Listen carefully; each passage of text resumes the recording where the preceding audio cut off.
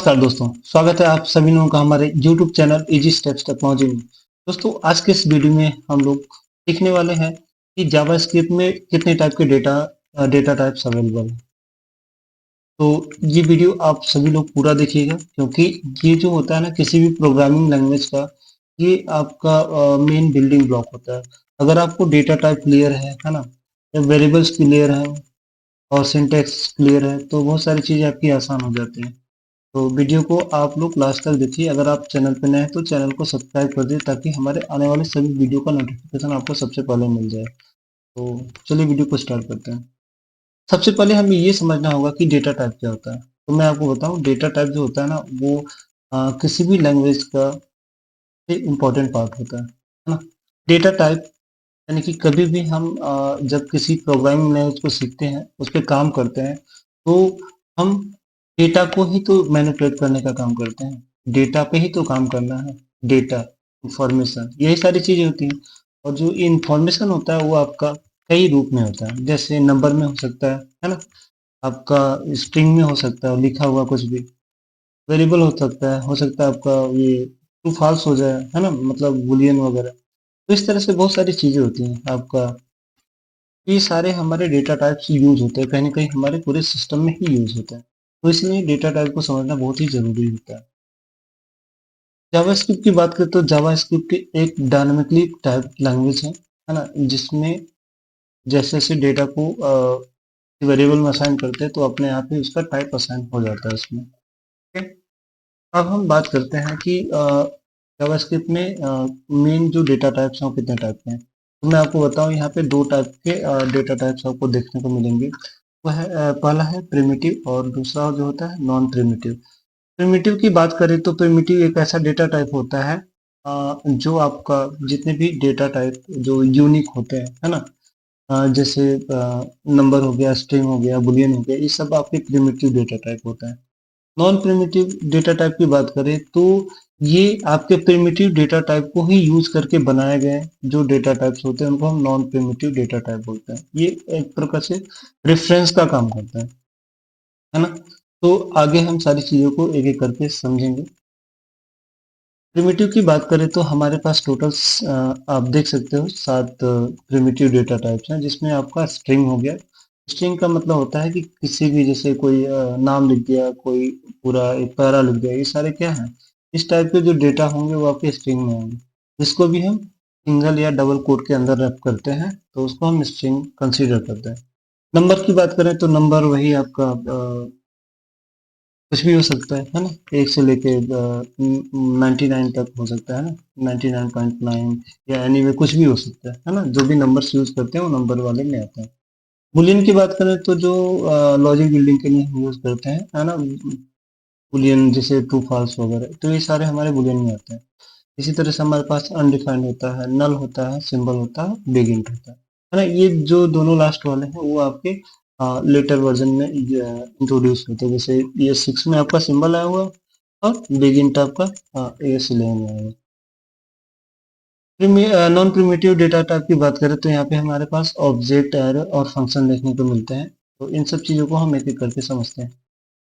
सबसे पहले हम बात करेंगे स्ट्रिंग की। तो स्ट्रिंग जो होता है किसी भी टेक्स्ट को लिखने के लिए ना, उसको दिखाने के लिए हम यहाँ पे स्ट्रिंग डेटा टाइप का यूज करते हैं।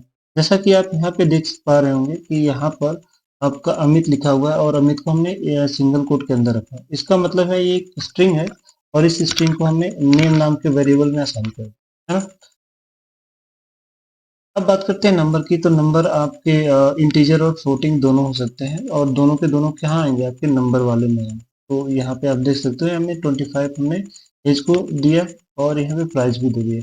तो दोनों के दोनों का जो डेटा टाइप है वो क्या है, नंबर है ना? इस तरह से हम नंबर का यूज कर सकते हैं। बुलियन और अनडिफाइंड नल की बात करें तो बुलियन जो होता है ट्रू फॉल्स ही हो सकता है, या तो ट्रू हुआ या तो फॉल्स हो गया, है ना। अनडिफाइंड की बात करें तो अनडिफाइंड जो होता है कि जब भी हम कोई वेरिएबल बनाते हैं, और उसमें हो सकता है कि हम कभी कभी डेटा, मतलब कोई भी डेटा इंसर्ट ही नहीं किया, है ना, यानी कि बस हमने उसको कोई डेटा असाइन नहीं किया और वेरिएबल बना के छोड़ा। या फिर मैं आपको बताऊं, जब भी आप जावास्क्रिप्ट में कोई वेरिएबल बनाते हो, तो फर्स्ट यानी कि फर्स्ट ऑफ ऑल क्या होता है, उस पर अनडिफाइंड डेटा टाइप असाइन होता है। बाद में चल के आपका वो वैल्यू असाइन होगी जो भी आप डालना चाहते हो, है ना। तो यहाँ पे हमारा अनडिफाइंड जो होता है इस तरह से काम करता है। नल की बात करें तो हम चाहते हैं कि कोई वेरिएबल है जो कि खाली होना चाहिए, अनडिफाइंड नहीं आए बट खाली हो, तो वहाँ पे हम नल का यूज कर सकते हैं। ऑब्जेक्ट एरे और फंक्शन की बात करें तो ऑब्जेक्ट जो होता है वो की वैल्यू पेयर में होता है ना। और की वैल्यू पेयर में हम क्या कर सकते हैं, मल्टीपल आइटम को समझिए कि एक कलेक्शन है, मल्टीपल आइटम को रख सकते हैं, ठीक है। इसी के साथ साथ हमारे एरे भी होता है, तो वहां पर हम की वैल्यू का पेयर तो नहीं देते हैं, बट क्या है कि वहां पर भी हम मल्टीपल चीजों का एक कलेक्शन बना सकते हैं, है ना।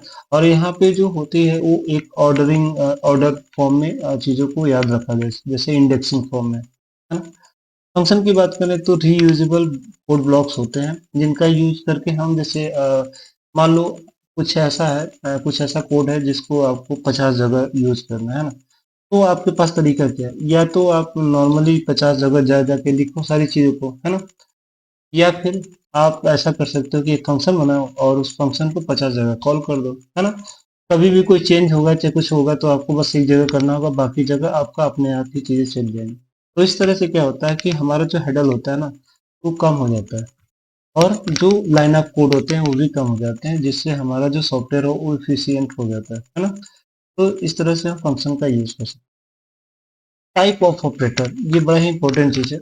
अब देखो डेटा टाइप तो आप डेटा तो असाइन कर, है ना, बट आपको कैसे पता चलेगा कि ये जो डेटा है जो असाइन किया वो का टाइप क्या है ना। तो उसके टाइप को चेक करने के लिए हम टाइप ऑफ ऑपरेटर का यूज करते हैं, जैसे कि आप देख सकते हैं यहाँ पे 10 को हमने टाइप ऑफ ऑपरेटर से चेक किया तो यहाँ पे बता रहा है नंबर, इसी तरह से हेलो को स्ट्रिंग बता रहा है ना।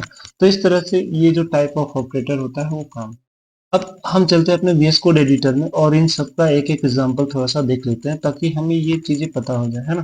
तो अब हम आ चुके हैं अपने वीएस कोड एडिटर में, और यहाँ पे हम सबसे पहले क्या करते हैं, वेरिएबल बनाता हूँ लेट नाम से। हमारा वेरिएबल हो गया एक्स, और एक्स में क्या करता हूँ मैं 12 डाल देता हूँ। अब ये इस तरह से हमने क्या किया, असाइन कर दिया है ना, एक्स को 12 दे दिया। अब इसका हम टाइप चेक करते हैं, कंसोल डॉट लॉग लिखते हैं, लॉग हो गया। और यहाँ पे हम क्या करते हैं, टाइप ऑफ ऑपरेटर यूज करेंगे, हाँ, और यहीं पे हम इसको सेमीकोलन लगा। अब इस तरह से हम जाके क्या करेंगे, राइट क्लिक करेंगे, इंस्पेक्ट में जाएंगे, और यहाँ पर कंसोल में आना है, और यहाँ पे हम देख सकते हैं ये टाइप क्या बता रहा है, नंबर बता रहा है ना। मैं यहाँ पे मैं कुछ और भी लिखता हूँ, जैसे कि मैं लिखता हूँ यहाँ पे डबल कोट के अंदर। अब जैसे ही मैं लिखूंगा तो आप देख सकते हो इसने क्या किया बताया, स्ट्रिंग है ना। तो इस तरह से हम डेटा यानी के टाइप को चेक कर सकते हैं यहाँ पे किसी भी है ना, जो भी हम यूज करेंगे।